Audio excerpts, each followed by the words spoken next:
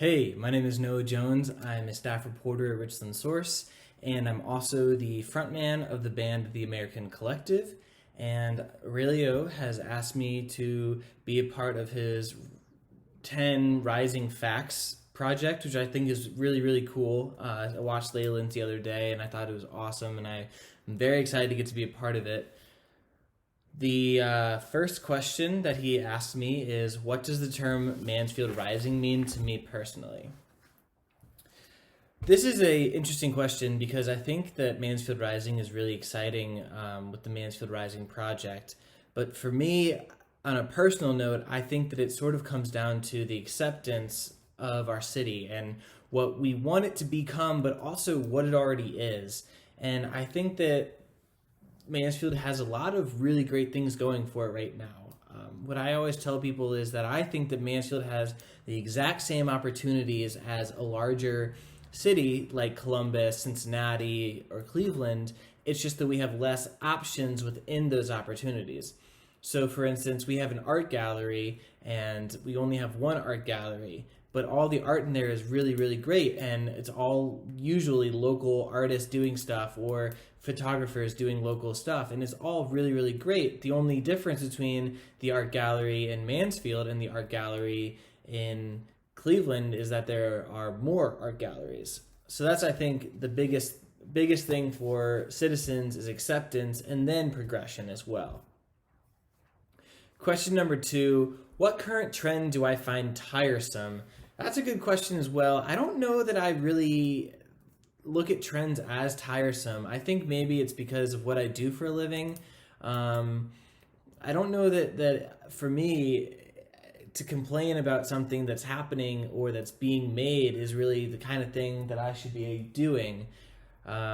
So I don't really have a tiresome trend. I will tell you that one of the things that I find sort of annoying that seems to be happening more and more is the younger generations, like the Gen Xers or whatever they're called, the Gen Yers, are making up new words. So I have to spend some time talking to my younger siblings about like what the word slaps means or stan, I can stan you. Like, I didn't know what that meant the first time someone told me that. I thought it was honestly not a good thing. But anyway, the third question is, as a reporter for Richland Source, you've covered a lot of exciting topics throughout Mansfield. Thank you. To date, what is my favorite story that I've written and why? I think probably a few years ago I wrote a story that I didn't know was going to turn out so interestingly as it did. I was contacted by a father of a daughter who had just died in a car accident in the winter. I think it was 2016, maybe 2017.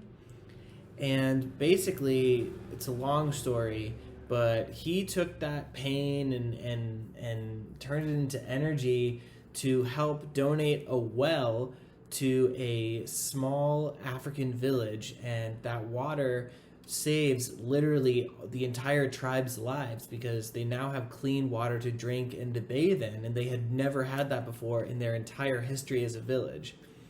So I thought that was a really powerful message of making, a tragic situation turn into a really, really fantastic situation. And it was the first time I ever had written about something international.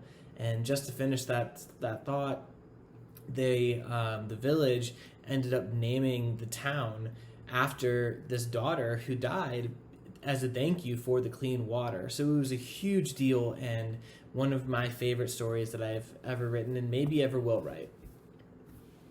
Question number 4. How would I describe my ideal first date? I think just, I just got a cat today. Give me a second. Louie, stop. Good kitty. Sorry. So my ideal first date would probably involve no clawing of couches, but also I think just a sit-down restaurant where you can hear and get to know someone. Ideally, it's someone that you don't really know very well, and you get to sort of talk to and figure out whether or not you guys are compatible. Question number 5. I am a St. Louis native, and I have lived in Mansfield for quite a while now. I moved here in 2016. What similarities are there between St. Louis and Mansfield?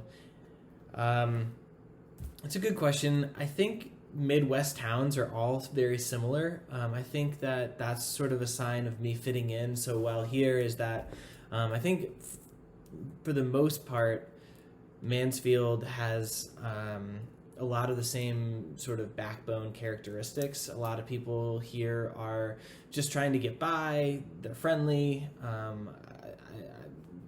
We have a carousel in St. Louis. There's a carousel in Mansfield. I don't really know how to answer that exactly or really well. But I think that there are more similarities between the two, mostly because they're filled with people and they're filled with Midwest people. Question number 6. As a solo musician and a member of the American Collective, can I explain how music has changed my life? Yeah, I think that music, for me, has really sort of changed my entire career path. When I was in college, I thought I was going to be a sports writer, and when that didn't work out, I didn't really know what I was doing with my career as a journalist, but I discovered music, and I discovered that I not only have a passion for playing music, but I have a passion for listening to others play music. And as someone who is maybe above average at telling a story, or at least knowing what kind of questions to ask other musicians, I feel like that's really helped me become a better storyteller for the local musicians and the community that's interested in reading about local musicians. And so I think that in that way, being a musician has really changed my life. And I've also felt like being a musician has transpired into me making more friends with the local music scene. I think my phone has way more musicians in it, those in Los Angeles and those in Mansfield, than I would have ever imagined when I was a kid wanting to be a baseball sports writer. Question 7. What is my favorite local hangout and why? That's hands down Relax Just Coffee. I miss it a lot, especially during quarantine. It's where I spend the majority of my mornings. It's sort of funny. I see people in there all the time, and they ask me when I go to work. But the truth of the matter is that I am working when I'm there. I get to see a lot of the leaders of the community go in there. I see Jody Perry in there every day. I see several different members of the police department in there every day. It's where I get a lot of my stories, and also I'm connected to their Wi-Fi. So yeah, I mean, I'm in there a lot to socialize. But the thing is that journalism requires a lot of socialization. And I think that maybe that's one of my favorite parts of being a reporter, is that I get to speak to people and I get to sort of understand what is a story and what could be a story or will be a story based off of what I'm hearing throughout the day. And my days typically almost have to start at relax. Otherwise, I don't have much to bring up at editorial meetings. Question 8. What is my biggest pet peeve? I would say when someone makes an error of either your, to, or their, those words, it just really bothers me. And I know it's not fair because I am probably one of the worst typists like in the world, especially on my cell phone. I have the fattest thumbs, but it really, really makes me question how intelligent someone is if they write there incorrectly when they're asking me, like, when am I going to get there? And they spell it as though it's their possession. It just really bothers me. Question 9. The hardest hitting lesson that I've learned. I think, that's a good question. I think maybe the hardest lesson that I learned is that not everyone has grown up with the same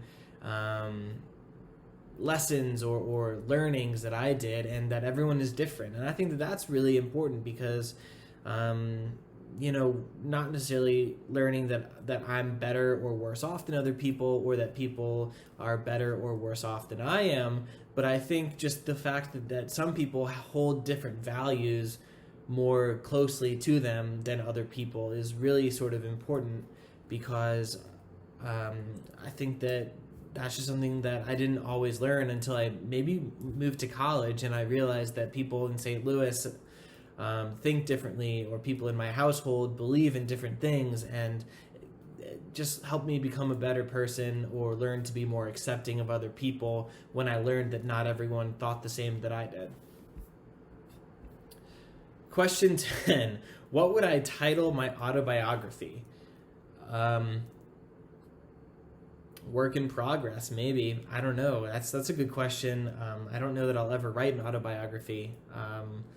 I don't know that I've ever even read an autobiography outside of like a third grade class project when I was reading one about JFK. Yeah, I mean, I just, I'm only 27, so I've got a whole lot of life left in me, I hope. Yeah, I'm not sure. Maybe Work in Progress is a good title. Thank you for watching this video. I really appreciate it. Aurelio, you're the man.